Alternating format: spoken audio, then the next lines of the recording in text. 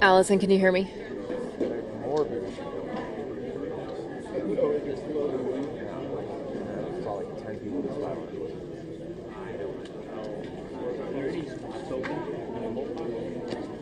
They want me to do a scene setter here. In front of the camera? They said I could do either or. I would, because I can't really see. Yeah, I'm not going to go. Yeah, I don't think I can get in the front of the camera right now. We're blocked in.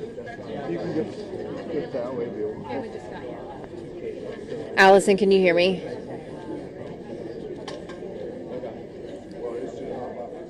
Allison, you have me?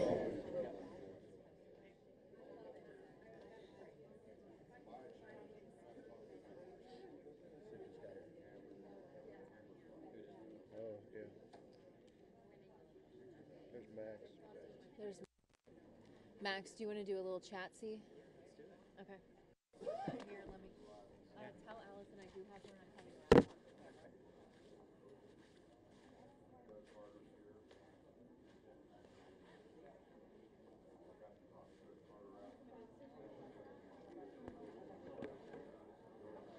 All right, let's tell Allison. Yes, I got you. Confirmed 11:30 start time.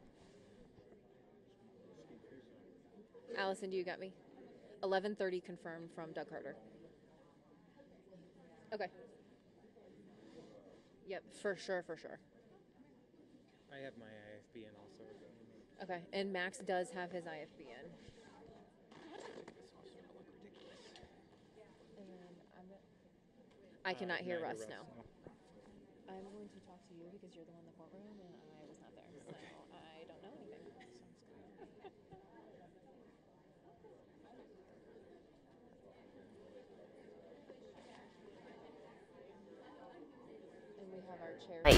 We're in alert mode right now, so let's start with meteorologist Ed Curran for the very latest. Ed?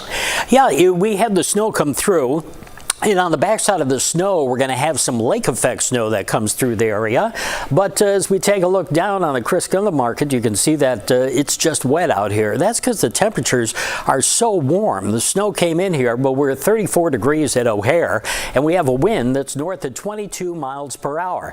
It's stopped snowing in the Chicago area except for just a smattering of snowflakes here. Everything has moved off to the south, as we told you this morning it would. But the other thing that we warned about, which was a little lake effect snow, is starting to set up to the north here. You see it from Traverse City running down to Milwaukee, and this, as we get cooler around here, will start to set up down near the Chicago area. It could touch our shoreline and then move over to northwest Indiana. 34 degrees now. Today's high will come in about 34 degrees before we drop off during the afternoon hours after our cold front comes through Chicago. So the temperatures will drop off as we go into the evening hours, and we'll start to see the skies break up a little bit. And tomorrow we'll have 26 degrees for a high, but we'll have some sunshine. Temperatures are going up from there. It's pretty impressive stuff. We'll tell you what else to expect coming up in just a little bit. Dana? All right, see you in a bit, Ed. Thanks. And now to your nonstop news. The Indiana man convicted of killing 2 teenage girls in Delphi, Indiana, is in court right now. Ricard Allen was found guilty last month for the murders of Abigail Williams and Libby German. Marissa Perlman is live in the newsroom right now, keeping tabs as this case finally comes to a close. Good morning, Marissa. Dana, good morning to you. Yeah, the case has long cast a shadow over the teen's small town of Delphi. Ricard Allen returned to court about an hour ago to be face-to-face with the victims' families. Now, last month, the jury found Allen guilty on all charges in the double homicide murder for killing 13-year-old Abby Williams and 14-year-old Liberty German. That's 2 counts of murder and 2 counts of murder while committing or attempting to commit kidnapping. He faces up to 130 years in prison. Now, a gag order has prevented Abby and Libby's families from commenting during or after Allen's trial, but today at sentencing, they'll be able to share their victim impact statements. Allen was arrested in 2022, 5 years after the 2017 murders. He admitted to police he was on the trail that day, but denied being involved in the crime at all. The teens were walking along a Delphi hiking trail when they were attacked and killed. Hill, their bodies found dumped in the woods nearby. A video found on Libby's phone of a man walking behind them on a bridge the day of the murders became a key piece of evidence in this case. As police looked for a suspect, they released that footage and an audio clip of the man who became known as Bridge Guy. Another major focus of the trial was Allen's multiple confessions while in jail and his mental health at the time. Now, the sentencing on 2 of the 4 counts is happening this morning, this to avoid double jeopardy. Law enforcement, prosecutors, and family of the teens plan to speak at a news conference shortly after the hearing is over. We'll keep you posted on what their message is. For now, we're live in the newsroom. Marissa Perlman, CBS News Chicago. Marissa, thank you. And right now, police are searching for the gunman who shot a couple in their Gary, Indiana home, killing a 73-year-old woman and seriously injuring her husband. The couple was well known in this Miller Beach community. A neighbor tells us he heard a loud commotion around 7:15 Wednesday night and then saw the 69-year-old husband bleeding in the street. Investigators say the shooter wore a ski mask and left the scene in the wife's car. Police found the car overnight, but no sign of the shooter. And Luigi Mangione is now facing federal charges for allegedly stalking and murdering United Healthcare CEO Brian Thompson after crossing state lines. The new charges could make Mangione eligible for the death penalty if he's convicted. Mangione was brought from Pennsylvania, where he was arrested, to New York City by heavily armed law enforcement officers.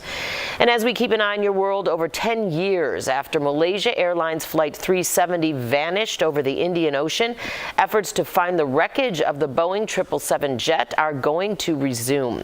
Malaysia's transportation ministry says private exploration firm Ocean Infinity will conduct the search in a new area of the Indian Ocean that hasn't been surveyed yet. The same company conducted the last search for the plane, which concluded 6 years ago. 227 passengers and 12 crew members perished when the aircraft vanished without a trace in March of 2014. Since then, only a few confirmed pieces of that jet have washed ashore in Africa and on islands in the Indian Ocean. Protesters in the Syrian capital Damascus took to the streets, demanding its new leaders build a secular nation where women are treated equally. The country has been left in politically uncertain territory since the fall of the Assad regime nearly 2 weeks ago. While a Sunni Islamist group has emerged as the dominant force in the country, they are far from the only armed faction on the ground. And on Capitol Hill, we are getting closer to a possible government shutdown at midnight. House Republicans failed to push through their own spending measure yesterday. And before that, House GOP leaders scrapped a larger bipartisan agreement to keep the government open after pushback from tech CEO Elon Musk and President-elect Donald Trump. Jared Hill has more from New York. We will regroup and we will come up with another solution. House Republicans are scrambling with just hours left to prevent a government shutdown.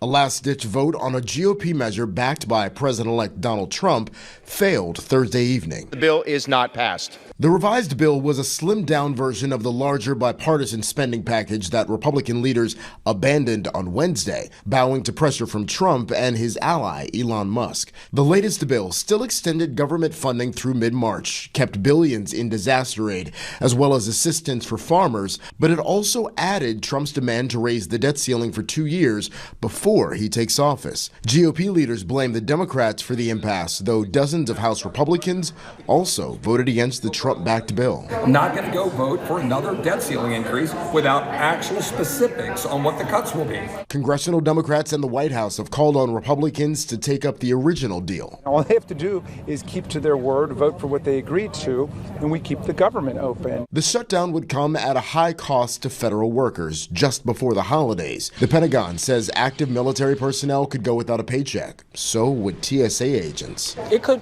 be very bad. If it gets to a point where TSA workers have to choose between, am I going to feed my children, put gas in my car, or come to work because they're without a paycheck, that's definitely going to affect the way that passengers travel throughout the nation. All during some of the busiest travel days of the year. Jared Hill, CBS News.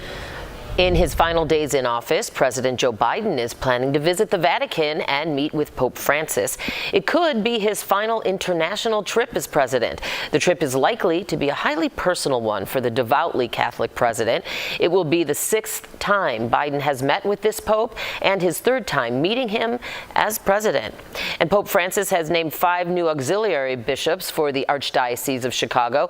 The Episcopal ordination of the bishops-elect will happen early next year at Holy Name Cathedral. They'll remain in their present assignment for the time being.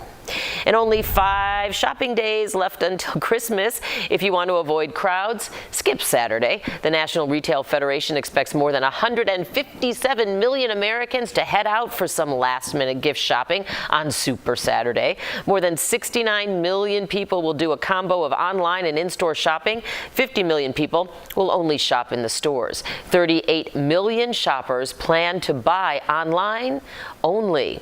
And if you're ready to fly out of town, you aren't alone. The nation's airports are expected to be very busy this weekend, with today and Sunday as the most hectic days.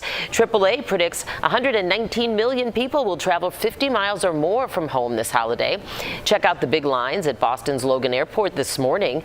The airport is reminding passengers to be patient and prepare for delays. It's also gearing up crews to deal with icy runways in time to de-ice planes. And more than 3.5 million travelers will be passing through Chicago's airports between now and the new year. That's up nearly 8% from last year. Monday will be the busiest day at O'Hare, while Sunday, December 29th, is when Midway will be the busiest. And a reminder, if you are picking up travelers, use the cell phone lots instead of circling the terminals or pulling over to the side of the road like so many do at O'Hare. And right now, O'Hare is seeing at least 22 flight cancellations. It's only 2 right now at Midway. The average delay for both airports is less than 15 minutes, but it is always a good idea to check your flight status before you leave for the airport. And speaking of the holidays, a massive Secret Santa event is happening in Chicago this weekend. Several organizations are teaming up to surprise hundreds of kids. The 2 men behind it join me live. Well, the bulk of the snow is gone, but we do have a little lake effect snow shower action that'll come down, maybe touch the Illinois shore and northwest Indiana. Tomorrow's the coldest day of the next 10 days, but temperatures soar for this time of year, and I'll tell you all about that in just a little bit.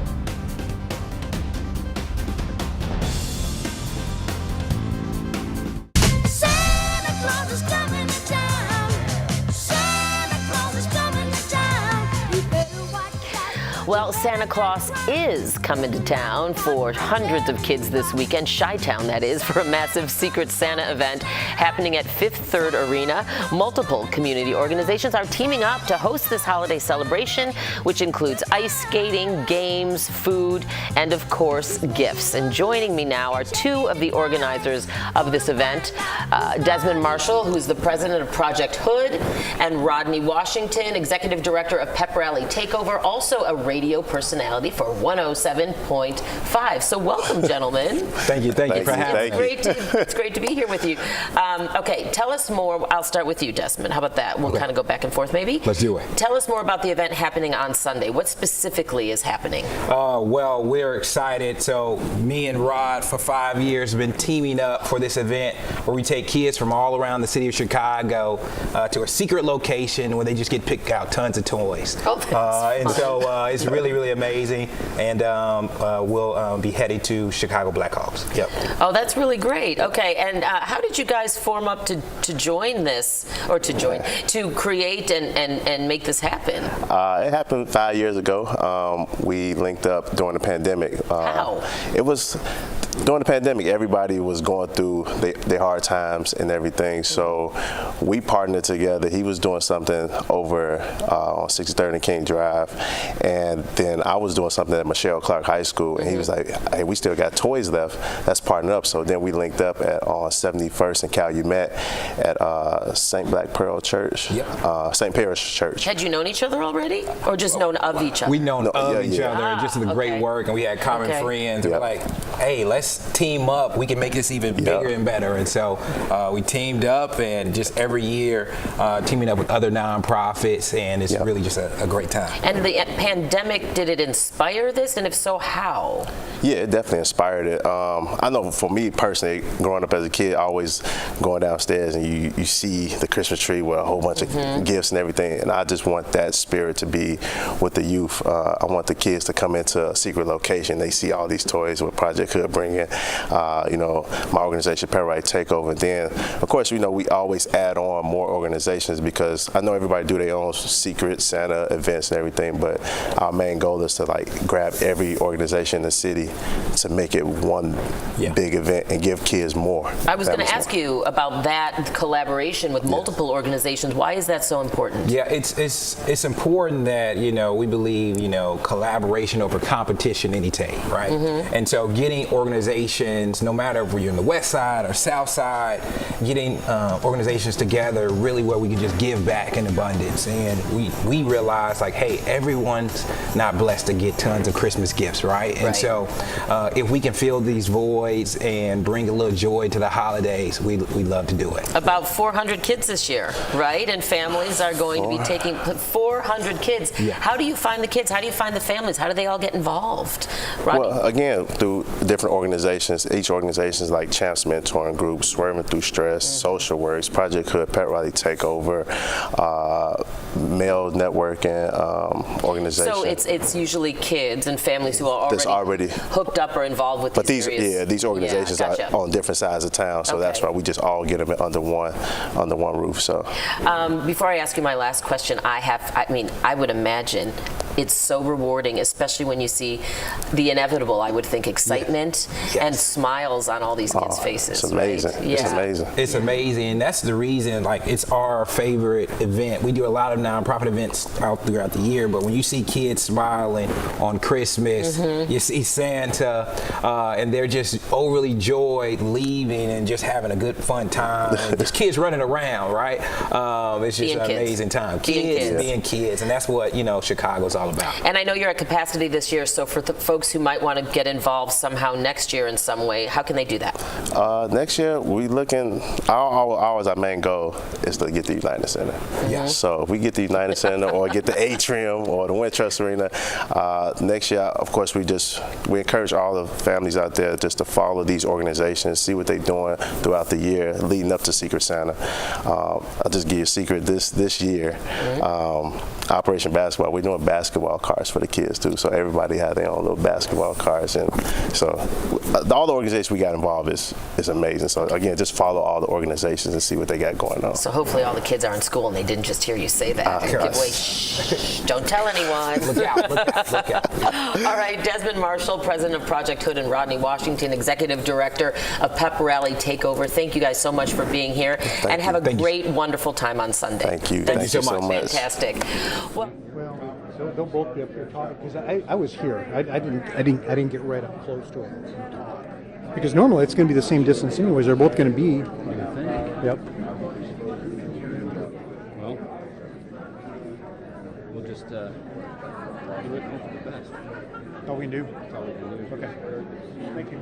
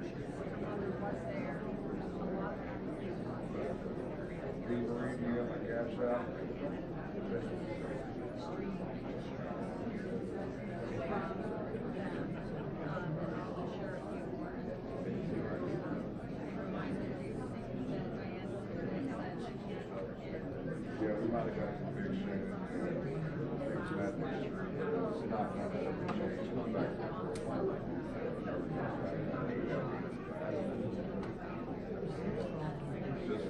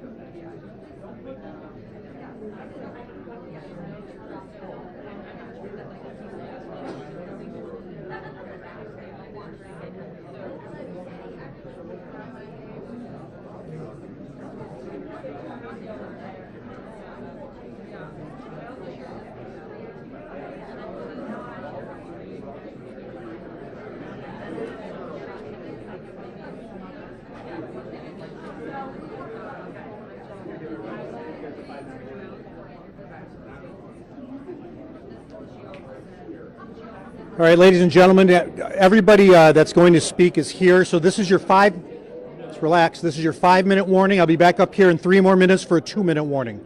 5 minutes and then 3 minutes back for 2, all right? Thank you.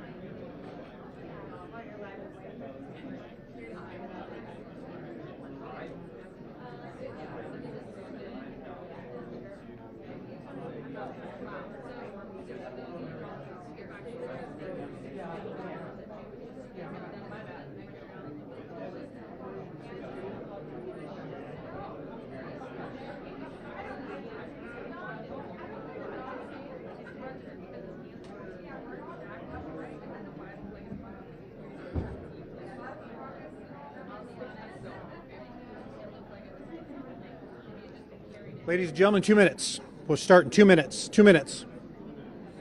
Mic check. Everybody good? Everybody good on sound? Okay. Thank you.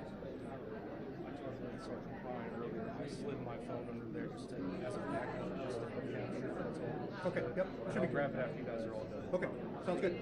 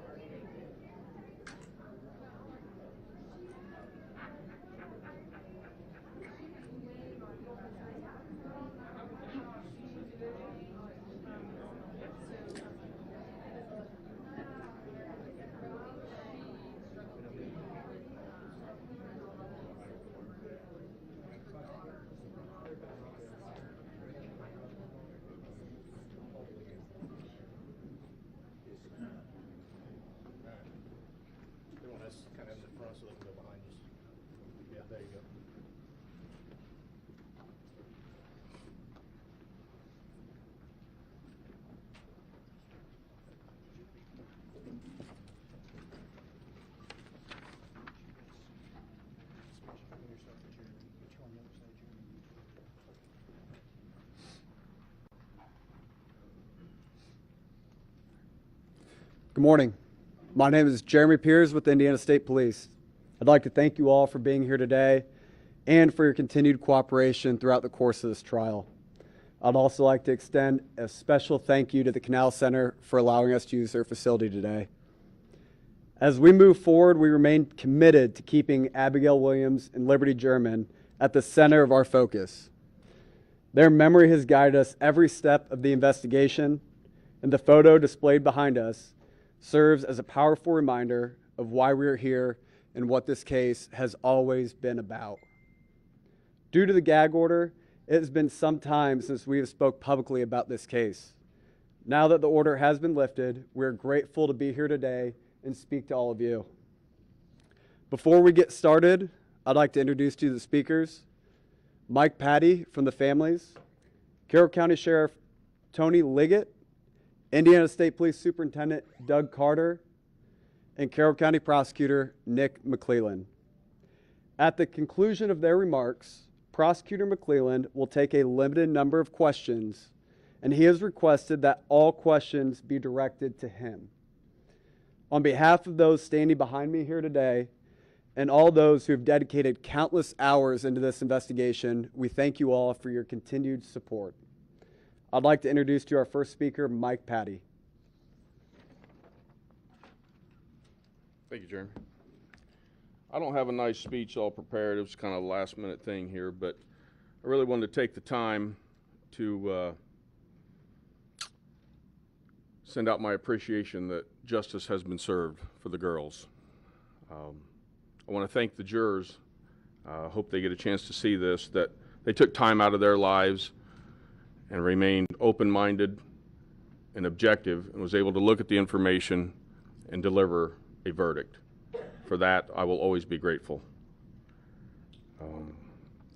The community.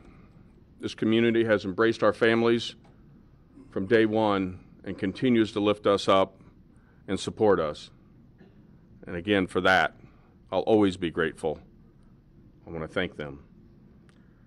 To the investigative team and the prosecution, thank you for staying steadfast and continuing to work towards this. It's been almost 8 years coming. If I live to make it 80, it'll almost be 10% of my life that's been spent working on this. And to the judge, I want to thank her as well for her steadfast staying on course, staying on track, and helping us get through this. Thank you very much. Tony.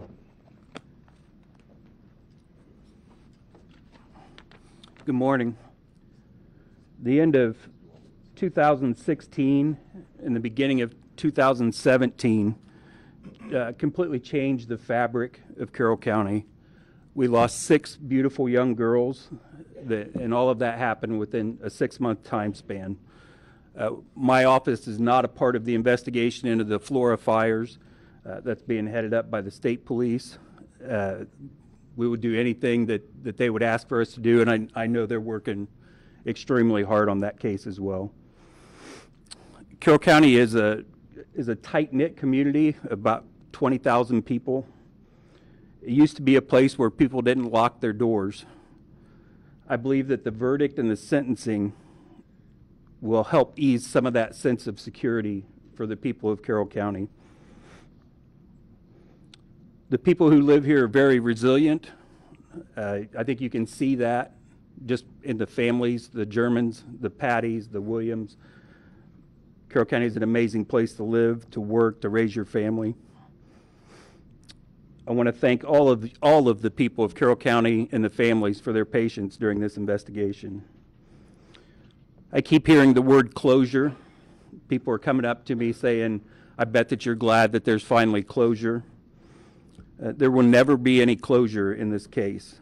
The Germans and the Williams family lost their daughters, their granddaughters, their siblings. Justice, a form of justice was served, but it does not bring Abby or Libby back. These families will live every day without 2 of the most important people in their lives. They're missing milestones because of a low-life coward decided to take their innocent lives. They did not deserve this. Today is not closure. It is just turning the page and starting a new chapter. My heart is and always has been broken for these families. I want them to know that we stand with them, and I want to apologize to them that it took 8 years for us to get to this point. This case was quite the undertaking for the Carroll County Sheriff's Office. There are so many people that put a lot of time in assisting us with bringing it to a conclusion. You see a lot of them right here, and there are many that aren't standing up here. There are so many agencies to thank for standing by our side. Just to give you an idea of the support that we had just for the trial, we had 36 outside agencies help us for just the security during the trial. On the afternoon of February 14th, at least that many came to help us investigate this case. Everyone from detectives down to dispatchers to help investigate or just answer phones. I remember a conversation after we found the girls with Jerry Holman about whether or not we were going to take the case or Indiana State Police were going to take the case. Well, it was not my decision. But I knew we didn't have the resources needed to do this on our own. Holman made a commitment that if we took the case, ISP wouldn't leave us and they would stand by our side and provide any of those resources that we needed, and they did just that. Tobe Lesenby was the sheriff at the time, and he asked ISP to stand with us. I want to thank Doug Carter and the rest of the Indiana State Police for being with us during this time. The reason justice was served today was due to one person, a person that only knows how to give. She has given herself literally for free to this investigation in different ways since about March of 2017. Kathy Shank, while filing, scanning, organizing, found a tip that led us to be here today. Throughout this investigation, especially when things happened during the month, for things that happened during the month of 2017, that was a time when Kathy was not helping us. When she would come across something that she didn't know, she would always bring that to an investigator, and every time that she brought us something and said, "Did you know this?" we knew it, except for the tip that she brought us that got us here today. To borrow a term I believe was started by Becky Patty, a saying that meant enough to me that I had it on a sticker on my computer, in my car, and on my refrigerator at home. The goal was actually to be able to say the words, and they ring true. There is zero doubt that justice has been served, and today is the day. Thank you.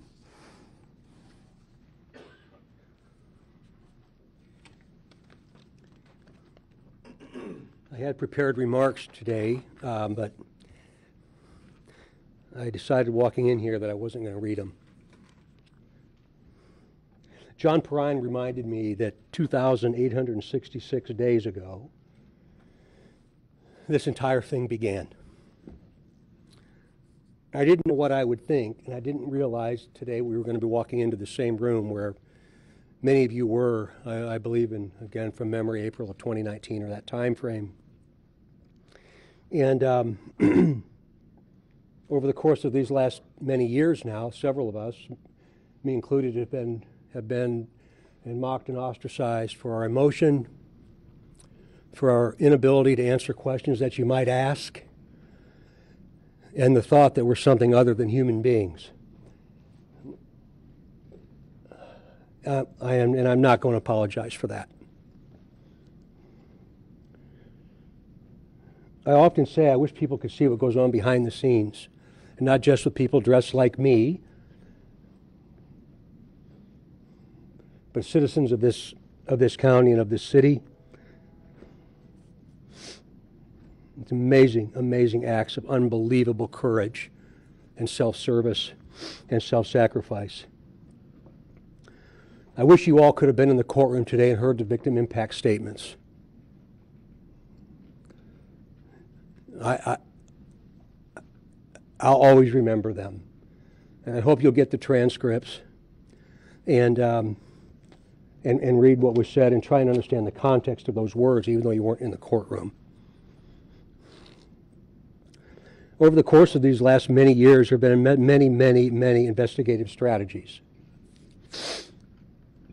Any notion of a cover-up, any notion of us deciding the outcome of this, any notion of any connection to anything else is not correct.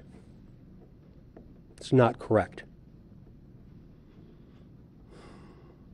I've never been a detective in my entire lifetime, but I get to represent some of the best on the planet Earth. And I listened to them intently. And when they made strategy decisions associated with what the next steps would be, my job was to support them, and I stand by those decisions, every single one of them.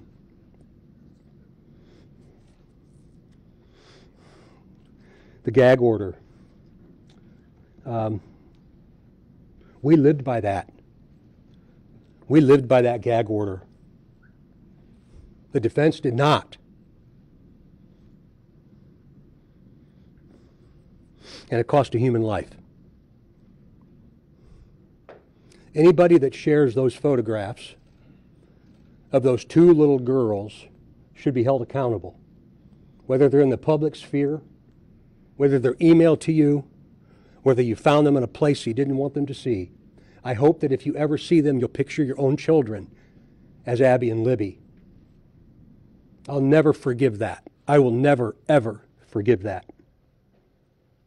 We lived by the gag order. Documents were released from the defense that drove a public narrative that many of you talked about. And damn it, I wish I could have responded, but I was not going to violate what Judge Gall said. So they were able to get these documents out there and create a public narrative that you and many others, many of you, and many others believed around the globe. Baldwin and Rossi are responsible for that, not this team.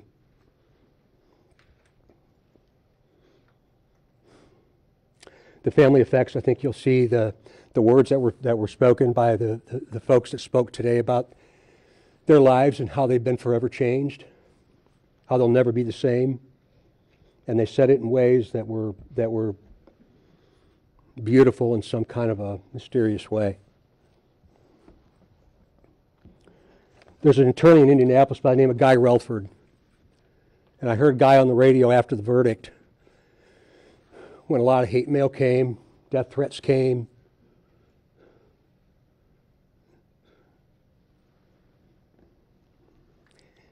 And I heard Guy Relford say that day on the radio, and I called him 15 minutes after he said it. And after 40 years in this business, I never thought about the jury's perspective. But he said the only people that mattered in that courtroom was the jury. And he went on to talk about, he's a very bright attorney, he went on to talk about what they can see that we can't, that you couldn't.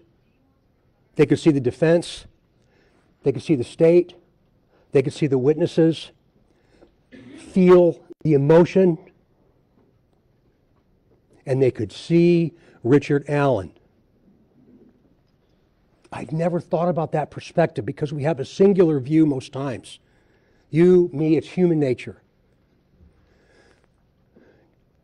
Judge Gall was the keeper of the peace in that courtroom, but the people that mattered were those 12 jurors. And we have a system of justice that allows them to decide the fate of a human being. That's what our founders had established. And that's what they did. I hope you all understand that what you say and how you report matters more than you can ever possibly comprehend. This is an opportunity for us to all learn about what social media is and isn't, what we should do and what we shouldn't, and understand that their words have consequences to other human beings. I appreciated Guy's perspective, and it changed my view of the criminal proceeding. Ricard Allen knew.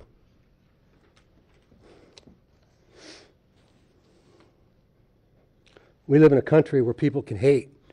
People can say things about other people. And that's okay. Hate me. It's okay. It's one of the only countries in the world where you can. So hate me if you want to. The investigative collaboration is something that I'll remember for the rest of my life. For the rest of my life.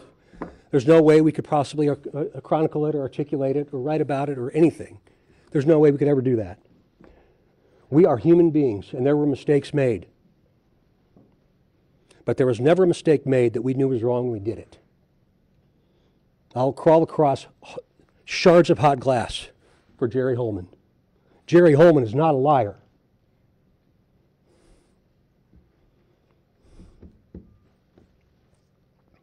Jerry Holman gave the last 8 years of his life to something much greater than himself. We fussed with each other throughout the course of this in conclusion. We argued with each other. I remember Tobe and I had an argument right here in this other room in April of 19, as you should expect us to. There was no groupthink. We debated each other, as you should expect us to. But then the defense spins that into incompetence. It's ridiculous.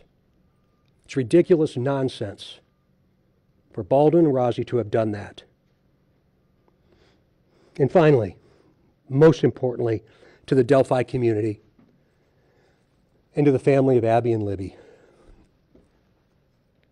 Words cannot possibly explain what we all feel. But what Nick McClellan did and the rest of the team that was associated with this, every single time it was about something other than themselves. It was about this community and that family. And we owe them a debt of gratitude that can never possibly be repaid. How about we start to heal now? How about we hit that reset button and understand that justice in this country was served, and if you don't like justice in this country, go do another one. Let's heal. Tone down the rhetoric. Stop all the politics and all the nonsense and all the conspiracy theories, and understand that we all tried the best we could. That should be the message to us and to our kids and to this most amazing place we call the United States of America. Well done. Thank you all.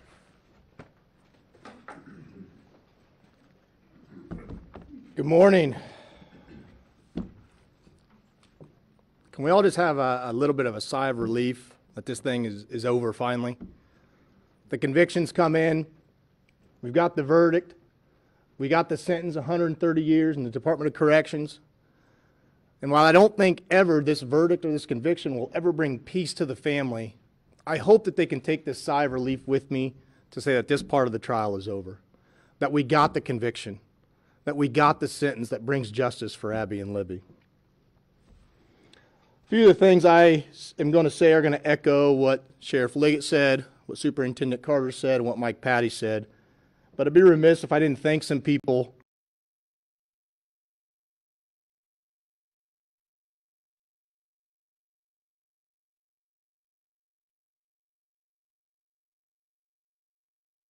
prosecution of the defendant I want to thank. They were attacked by members on the internet for their integrity. They were called corrupt. They were called evil. And they were called liars. And they weathered that storm with professionalism and did what they could to be a shield for the families. Spent countless hours chasing down leaks of crime scene photos, countless hours attempting to scrub the internet of those crime scene photos, and countless hours trying to protect the family as best as they could. And so to them, ISP, Carroll County Sheriff's Department, DNR, the other agencies that assisted, thank you. We would not be here today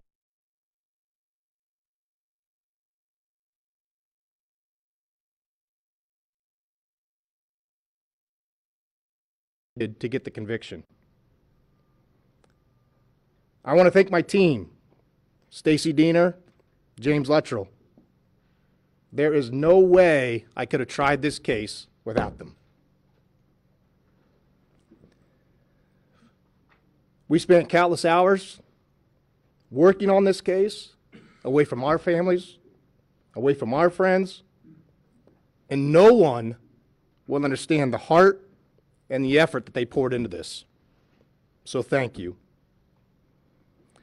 I want to thank Kathy Shank. She kept us well fed. She was the grandmother of our office, if you will. She made sure that whatever we needed, she took care of, and she never complained. And without her, we would not be here.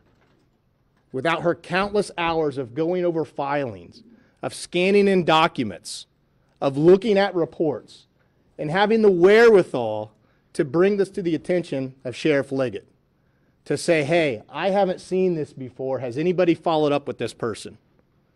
Without her, we would not be here. Without her, we would not have an arrest, a conviction, and a sentence. She was the key part to this investigation, the needle in the haystack, if you will, that brought this investigation to a close to where we could make an arrest. Kathy Shank, I thank you. And finally, the family. The Williams, the Germans, the Patties. Thank all you guys. The support you gave me throughout this. Those times when I said you had to abide by the gag order, that you wanted to respond to the things that were being put out there, the allegations against you, against your family members, that you respected me to the point where you were willing to agree to abide by that gag order for the betterment of the case. The fact that you supported me throughout it, and I know there may be times you doubted, but you endured. And without your help, we wouldn't have got the conviction. And without your victim impact statements and the graceful words that you gave to the court about how this has influenced your lives, we wouldn't have got the sentence that we got. 130 years, maximum sentence on each count. And so I thank you. Finally, I'd be remiss if I didn't thank Abby and Libby themselves. Libby for recording the defendant as he walked across the bridge, having the wherewithal to pull out her phone and record that individual, having the wherewithal to know that something wasn't right. Arguably the biggest piece of evidence that we had, that recording of their killer. And then to Abby for hiding the phone from the killer so that he couldn't take it with him, hiding the phone so that law enforcement could find it and get that piece of evidence that Libby had collected. Without the efforts from those two little girls, we wouldn't be here today. So Abby and Libby, thank you. I want to say we're very happy with the jury's verdict. We're elated with the judge's ruling, or not the judge's ruling, the judge's sentence. The sentence is appropriate. As Judge Gall stated in court, the aggravators outweighed the mitigators, and the heinous nature of this crime deserve a fully executed sentence. I'll end with this. I want to thank the media for keeping this case in the forefront, for keeping the tips coming in for us to investigate. But I will leave you this word of caution. Please, as Superintendent Carter said, the crime scene photos are still out there, and more may be out there in the future. Please, if you receive those, delete those. Don't forward those on. Don't re-victimize the family and the other family members. You can write whatever story you want and report however you want. You do not need those crime scene photos to do so.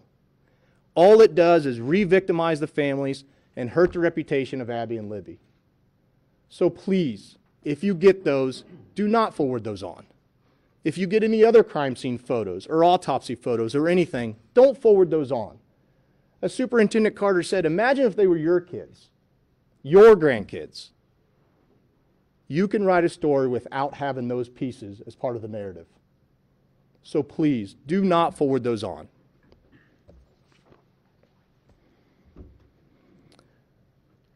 I want to thank the community finally. Everybody in the community locally has supported my office, supported law enforcement. The show of support from them has been just unforgettable. I appreciate everything everyone's done. I appreciate the prayers. I appreciate the handshakes, the support, everything that everybody's done throughout this course of the 8-year investigation. When this investigation started, I was actually a defense attorney. I ran for the prosecutor's office in January 1st of 2018, and I knew coming into that office that this case was one that I would have to investigate. And I made it one of my goals not only to investigate it, but to get an arrest, have the trial, and get a conviction. And all the support I had throughout that time, I appreciate it. And so, as Trooper Pierce said, I'm going to answer a few questions. The gag order is lifted. You're more than welcome to talk to anybody up here individually afterwards if they want to talk to you. But I will take a few questions here and now. Nick, what did you do to help the family navigate the emotions of the swirling narratives outside of the gag order and also the hate and vitriol put onto this case? It's not easy. It's hard to put yourself in their shoes because I've never had a child die. And so it was very difficult. It took a lot of phone calls, text messages, meetings. A lot of it was, hey, try not to read that stuff that you see on the internet, which is easier said than done.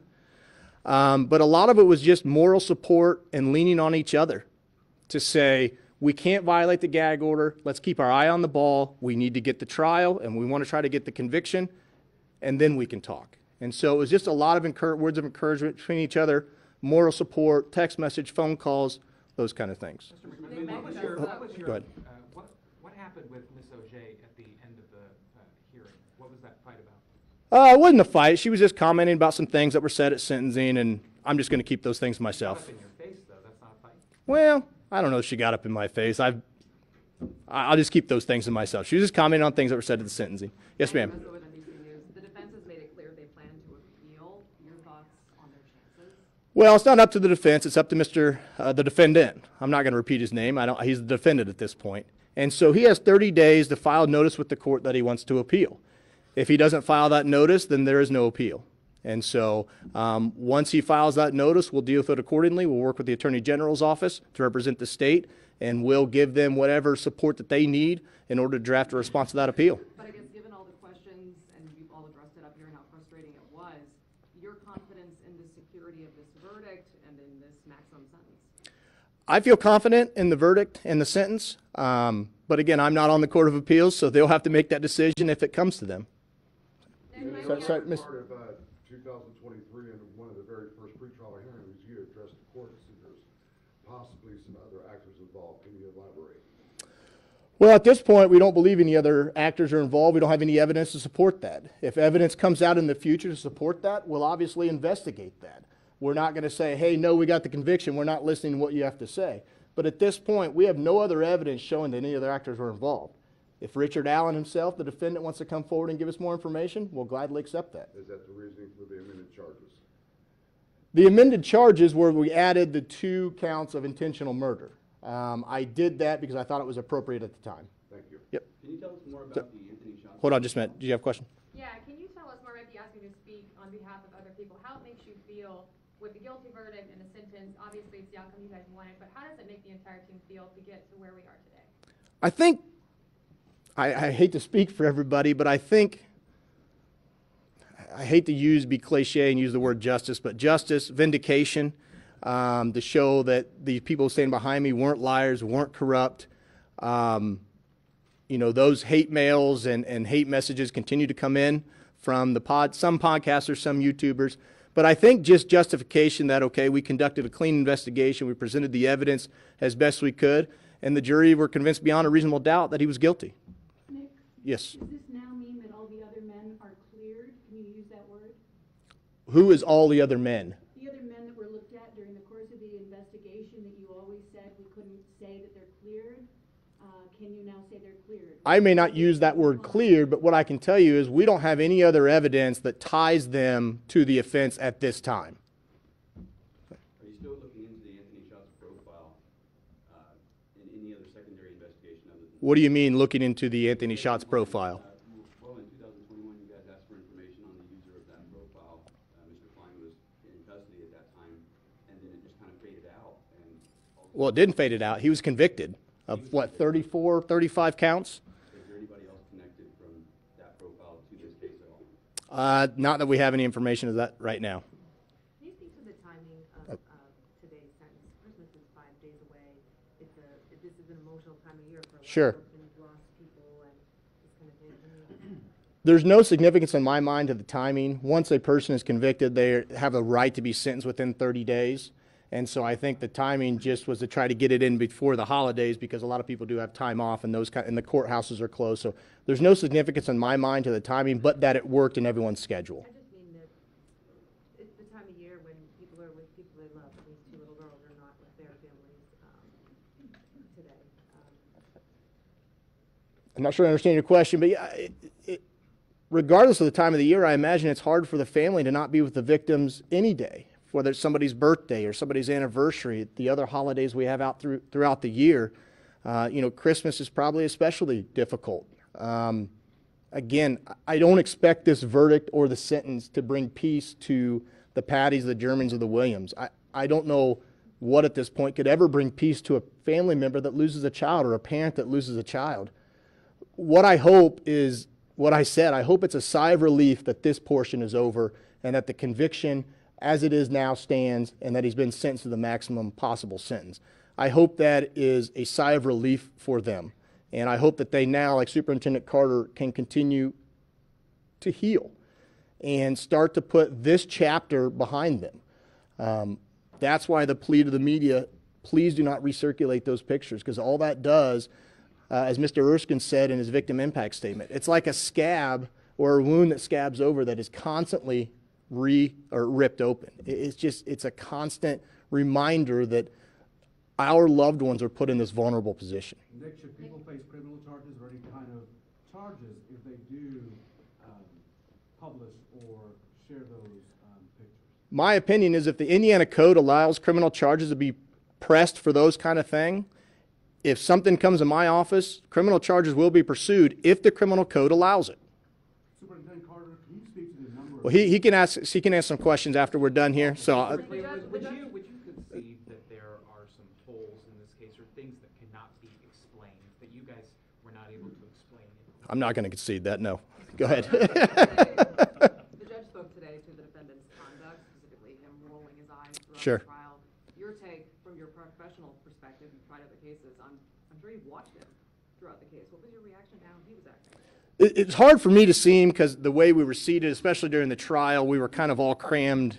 We call it the well. We're kind of all crammed in there, so it's kind of hard for me to focus on him. And the way I try cases is I'm pretty focused on what I'm doing, and I try not to get sucked into the reactions of other people. I like to watch what the jury's reactions to certain things are. And so a lot of the stuff that she commented on, I didn't see from him. What I did notice from him is what I said in my sentencing recommendation, just the lack of remorse and the lack of regret, the lack of emotion, I guess, when the images of the victims are put up on the screen. You know, as a father, when I see those things, and you've probably seen me up here and other places, I get a little emotional about it, and it's hard not to. And so the lack of those things kind of struck me. I didn't see him roll in the eyes of the judge, of course, but obviously never a good thing to do. So those are my comments on that. What piece of evidence, really quick? Just one more, then I'll be good. Yeah, sorry. What piece of evidence, like from his demeanor to any parts of your case, what piece of evidence do you think did it for the jury and then to also elicit this maximum sentence? What do you think got us here? Oh gosh, I don't know what did it for the jury. I think it was a culmination of everything that we had. I think once you start stacking that evidence against him, and as it stacks up, it's hard to say that the defendant isn't Bridge Guy. And if you can accept that he's Bridge Guy, you can accept that he's the killer. And that to me is the bottom line. And so, If you have a message for Ricard Allen, you could talk to him face to face right now after all this has been said and done, what would you say to him? I think I would just echo what the superintendent said and what Sheriff Liggett said, and some of the things that were said by the victims' families at court. If he truly wants to apologize to the families and admit to what he's done, now's the time to do that. So. Can you say today that Carroll County is safer than it was 8 years ago? I believe so. What steps have been taken to make it safer? Well, I think it's safer in the sense that people can have that sigh of relief to say, okay, we got the guy, we got the conviction. And so I think in that sense, it's safer. I've always thought I was born and raised here in Carroll County. I left, of course, to go to college and law school, but then I came back. And so this has always been my hometown. It's been my hometown for 3 generations or 4 generations in my family. And so I've always thought it's a safe place. And the things that Sheriff Liggett said, the thing that the victims said in the sentencing, that wasn't fluff, that we didn't lock our doors and that we knew everybody else. Those are true statements. This is a traditional, small, Midwestern town. And so I think it's always been safe. I think there can be that pressure off of people now to say, okay, I feel better. We got the guy, we got the conviction, and we know he's going to be in prison for 130 years. So, go ahead. That'll be it for the questions today and for the press conference. I would just like to say thank you for all for coming out. As you go about your day, please remember the most important part of this entire thing, and that's the 2 girls that are behind us today. So as you go about your reporting, please do that and have a safe trip home. Thank you.